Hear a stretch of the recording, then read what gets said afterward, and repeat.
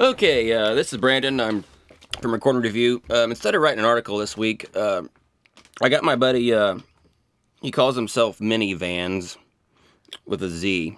And that's what you do if you know something about synths, I guess. You gotta add a Z.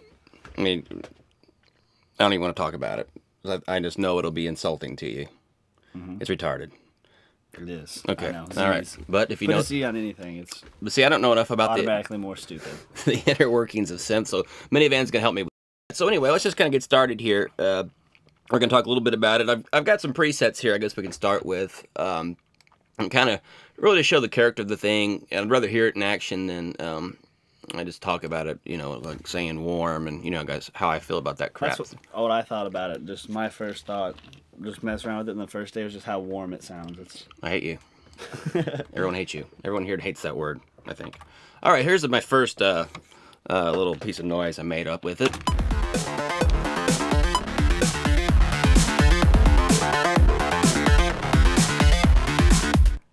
Wow. I need a machine gun. Wow. I need a machine gun. That's all there is to it. In a shopping mall. You made that. Yeah, this is what. Wow. This is it. Yeah, I'm a talented guy, I guess. What I hear about that thing is there's a grind, and that's what was immediately obvious to me when we first turned on Sylenth. It's got that raw. Yeah, definitely. It gets nastier than some other soft synths that I've used, like than those other guys. Then yeah. Then the leading brand. The leading brand does not get this nasty. Like what? What other things you Massive does not get as nasty as this. This synth. No, Massive's more kind of what I don't know if I would say pretty, but it's got a hi-fi ness to it. Is that what? I don't know. Whenever I mess with Massive, I feel like it should do anything I want because it has, you can do so much stuff with it, but then it can't get it this nasty. So it's this synth's a little more limited, but it's got some stuff that I like. Well, you were kind of talking about that nastiness by just getting what is a saw. I don't know what you did over here. You were talking what? Yeah. Well, I mean, what I noticed just. Compared to other synths, is you can set up one oscillator on a saw wave like this here. I've got it tuned down 2 octaves so I can get real low and nasty. Yeah, I got it 4 voices, which is something that's cool about this synth. What we'll probably talk about later is each oscillator you can select the amount of voices for each oscillator, which is pretty cool. Does that affect CPU power? Do you know? I don't know. What good are you? Okay, go ahead. So just for an example here, this is just one saw wave with 4 voices tuned down. Your arpeggiator's on. Oh, turn that off. Don't tell him. Okay. All right. It's pretty gross.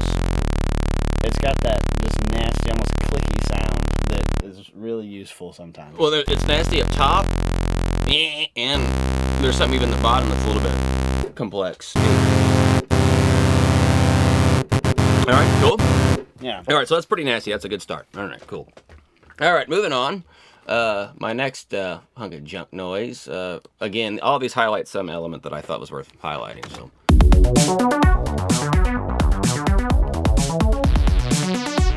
Whoa. Whoa! How did you do that? Well, the thing I liked about this was the velocity sensitive filter. The harder you play, then the brighter it gets, which is kind of like a real life thing with drums and even guitars and stuff a little bit. And also the arpeggiator there is always off. This thing's packed. These presets are. Yeah, the presets are pretty wicked. Some of them. But and not only that, but just there's a natural musicalness that I thought, and I don't normally super gravitate to presets with synths, but if it's something's there and I'm like, oh, then I'll go with it. And yeah. Something about this was just really fun. Definitely. I'm not much of a preset guy either, but they're definitely like you go through and like almost all of them sound useful. Like, you get some stuff that you got presets and you're like, well, that's crap. Well, like the Prophet over here, which sounds awesome, hardware Prophet. You just go through so much just stupid ass noises, and it's just kind of like, what are you gonna do with that? Yeah, so they were definitely thinking when they were making this. Yeah, they were thinking about making some useful sounds. Oh. All right, here's number 3. What do I got? Yeah.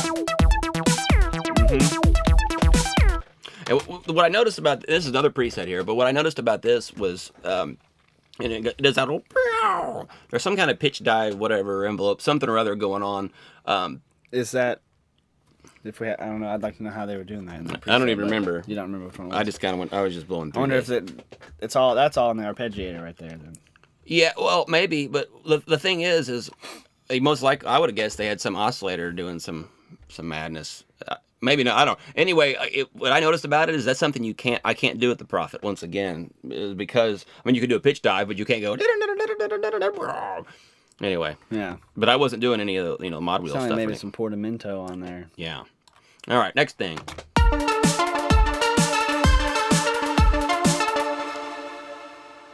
All right, and I'll let that one ring. Let's hear that again when we're at the very tail there. All right, and that's the reverb. And I know you said in your review that you thought the reverb was a hunk of junk. Well, it is. It is junk. The reverb is not good, but sometimes it is good. And see, I thought it was completely badass in every way. I went through it a lot today. You did like it a lot. I mean, a whole lot. But you know what? I mean, that sounded to me like, I don't know, that's like just some straight up horror movie reverb. Well, yes, that's good for one. But yeah. Well, you mean like slasher 80s? For that, yeah, it's good. Well, what I noticed is when I played with it, the size, let's see, what they've done is they've kept it pretty simple here. I mean, I'm used to a little bit more, well, a lot more advanced reverbs with the recording side stuff, but they've kept it real simple for everybody to use. I've never seen a reverb more advanced than this. It's the greatest you've ever seen. But size is their way of saying decay. And you can crank that thing up to epic proportions. And if you turn it all the way up, you'll get this low end. It goes. It's just really crap. Crazy, yeah. It's just stupid, and it can be its own effect. But if you turn it down to reasonable sizes or RT60 decay, whatever you want to call it, it's quite usable, and especially with the wet dry. But they've got some things here like presets and such where they've where you can. It's just overboard. It's just crazy, and I think that's why it'd be easy to think of things cheesy. But I think it's an awesome tool. It does remind me of something probably from some $40 like Alesis or Boss or something kind of deal. But it's got character out the ass, so I love it. Yeah, I just kind of compare. Like everything on here, I compare to other soft synths that I've used. Is how I kind of think about it. And I don't know. I think just other reverbs I've heard and are better than this one. Well, yeah, when you get in like the Massive's got that. It just sounds like a right reverb. Yeah, Massive has. It sounds more reverb. expensive for sure. Yeah, definitely. All right, keep it on.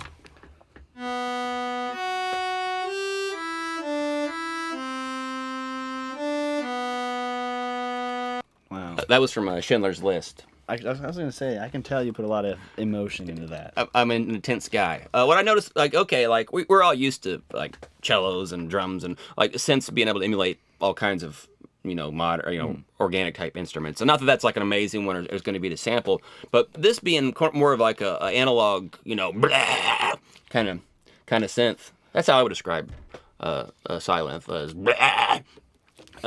The fact that it kind of pulled that cello off that well, which again, I'm not comparing it to samples and all that crap. Somebody's gonna go, yeah. But I was impressed by their ability, because I don't hear anything like that on any of my analog synths at all. The Moog or the Prophet aren't even close. They're not even trying, Okay, keep it on.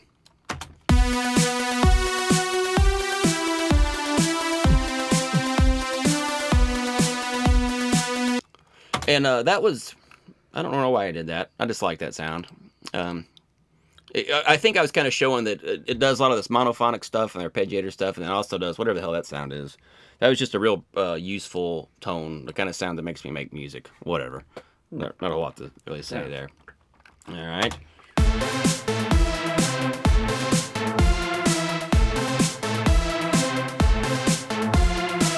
That sound, to me, describes you perfectly. Thanks. Yeah. If I was going to make a preset and name it Brandon Drury, that would be it. I wonder if it's named Brandon Drury. I don't remember seeing my name anywhere on here. Well, actually, we should maybe, if you look right here. Yeah, we should maybe make a couple emails and see if we can get that. Well, I got get that just changed. review copy. We could probably get something done. Yeah, let's see. We'll keep on moving here.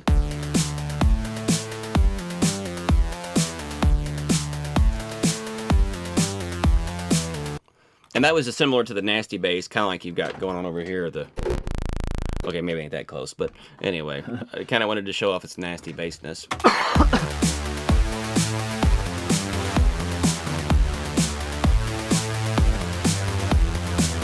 And on that one, you can kind of hear the reverb getting out of hand. They got the reverb the size too big, and it's mushing out. And I kind of thought that was cool.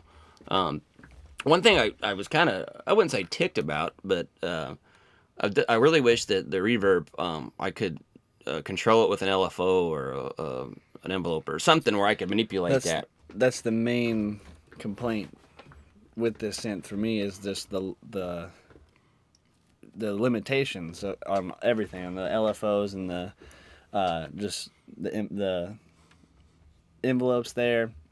You can't grab certain things and modulate stuff the way that I would.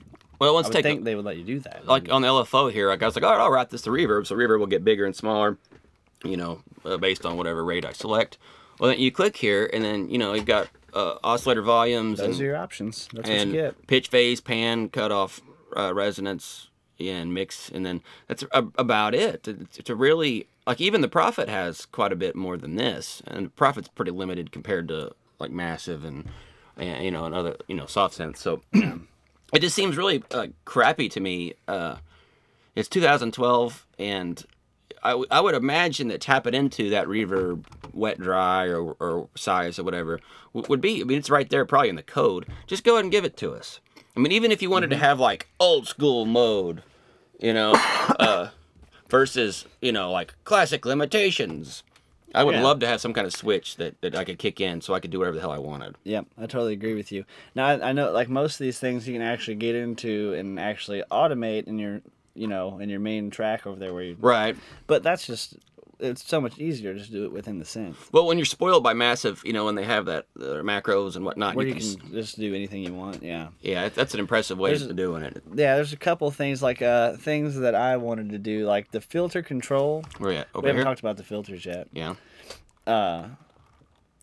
Basically there's two filters: a filter for oscillator 1 and 2, and oscillator 3 and 4, or A1 and 2 and B1 and 2. Yeah. There's B there. Yeah, okay. They each have their own filter.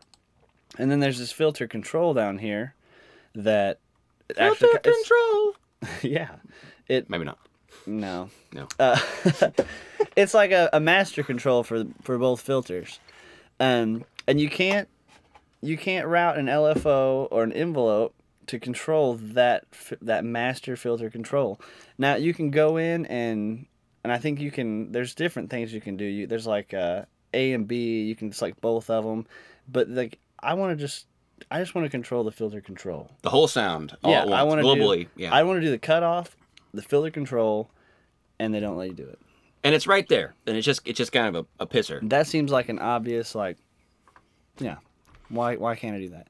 Another thing is like just I think like being able to control like the octave of the oscillator and the note of the oscillator with a filter, or I mean with an LFO or an envelope, and you can't do that either. And see, that's something pretty wild. That's not something you're normally going to do but, I mean, with old school sounds, but that's kind of the deal with the modern stuff, is being able to tear into this stuff. Yeah. It seems silly not having it, I think. I really think it's a great sounding synth, and I'd love it to have a lot more options like that. It sure just seems like, and I know some guys are going to be like, well, limitations make you creative, and well, I smacked my keyboard a million times. And I get all of that, but when you want a sound that's like alive and dynamic and constantly changing and always in flux, it's so cool